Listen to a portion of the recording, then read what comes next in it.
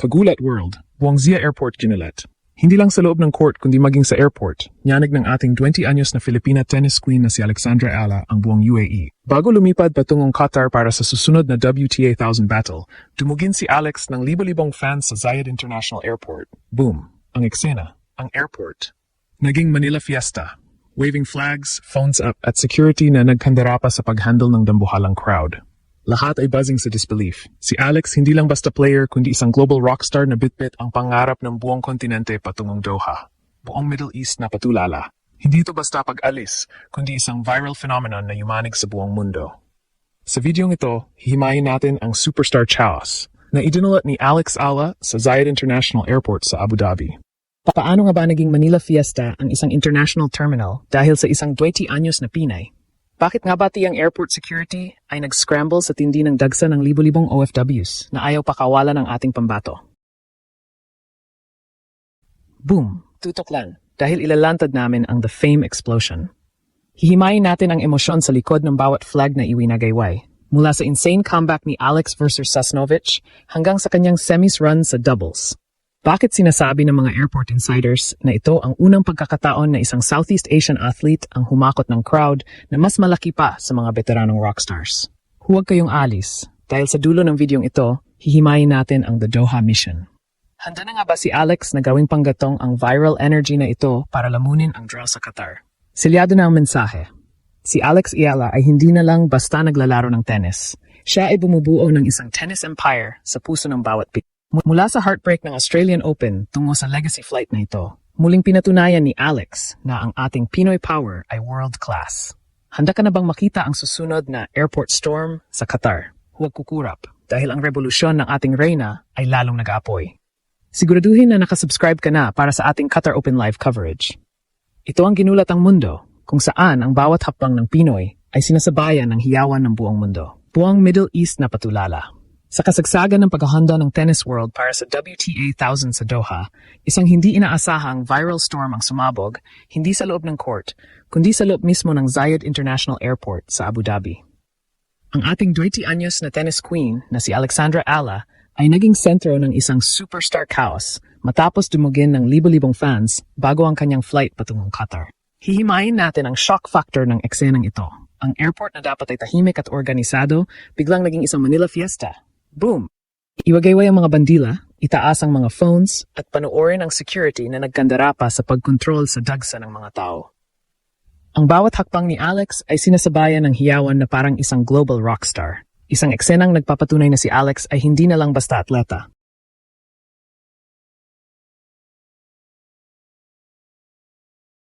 Siya na ang face of Asian tennis na bitbit ang pangarap ng buong kontinente.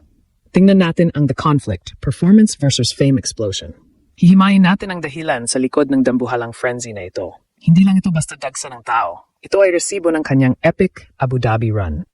Matapos ang kanyang insane comeback versus Sasnovich, kung saan bumangon siya mula sa 4-0 deficit sa decider set at nag-save ng match points, ang pangalang Alex Ayala ay naging legendary sa paningin ng mga OFWs. Ang struggle? Paano ihahandle ng isang 20 anyos ang ganito katinding global spotlight? Yung initial nerves? Ni Alex nang makita ang dambuhalang mob ay mabilis na napalitan ng pure pride. Ang emosyon sa loob ng terminal ay sadyang electric. Mula sa luha ng tuwa ng mga fans hanggang sa unity na ipinakita ng mga Pilipino sa UAE. Sinasabi ng mga observers na ang resilience ni Alex sa bawat talo at panalo ang dahilan kung bakit siya ang naging beacon of hope. Hihimayin din natin ang the logistics nightmare. Sa ating tactical view, ang chaos na ito ay nagdulot ng bahagyang delay sa transport at security protocols ng airport. Hindi inasahan ng Zaya officials na ang isang tennis player mula sa Pilipinas ay hihigitan pa ang dagsa ng mga fans ng mga Hollywood at K-pop stars. Ang conflict ng security versus Pinoy power ay naging usap-usapan worldwide. Viral clips ng dagsa ng tao ang kumalat na parang wildfire sa social media na umani ng milyon-milyong views sa loob lang ng ilang oras. Ang opinyon ng mga airport insiders, we've seen icons pass through these terminals, but the energy of the Filipino fans for Ala is on a different level of devotion. Ito ay naging legacy moment na nagpapatunay na ang tennis norms ay tuluyan ng binago ng ating Ang global impact nito ay dambuhala. Ang Middle East na kilala sa pag-host ng mga elite sporting events ay nakasaksi sa true power ng Southeast Asian icon. Ipinakita ni Alex na ang talent mula sa Pilipinas ay kayang lumikha ng worldwide chaos at magbigay ng visibility sa mga Asian athletes na dati ay dehado sa exposure. Yung reactions ng WTA hierarchy? Stunned. Ang marketability ni Alex ay nag-skyrocket dahil hindi lang siya nananalo sa court, nilalamon din niya ang puso ng dambuhalang fanbase. Mula sa heartbreak ng Australian Open tungo sa viral legacy flight na ito, biniyo ni Alex ang isang tennis empire na hindi na matitibag. Habang ang eroplano ni Alex ay lumilipad patungong Qatar, ang hiyawan ng Zaya ay umaalingaw-ngaw pa rin sa buong mundo.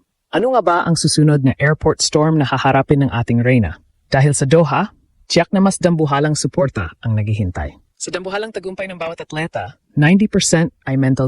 Hihimayin natin ang tactical reality.